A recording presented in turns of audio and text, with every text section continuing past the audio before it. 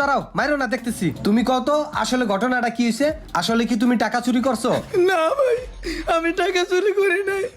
আমি টাকা চুরি করতে যাবো খেললে, আমি তো এনে কাম করি, উস্তাদ আমারে খাওয়ান পূরণ দেয়, আমার তো কিছুর অভাব নাই। এই যে রুমান ভাই সকালে আমার দইটা বাইন্দা হালাইছে, বাইন্দা কান সামারণ বাড়ি দিছে, কইতেছে তুই নাকি উস্তাদের 1.5 ঘন্টা চুরি করছস। আমি তো ভাই আর কিছু জানি না ভাই। আপনি কোন ভাই, আমি কেমনে এই উস্তাদের লগে বেইমানি করব? নিমু কেন আমি করবো? আমি তো উস্তাদের নুন খাইছি। এই উস্তাদের হিসাবে রাস্তাতে আমার টোকাই আইনে দূর পর্যন্ত বড় করছে।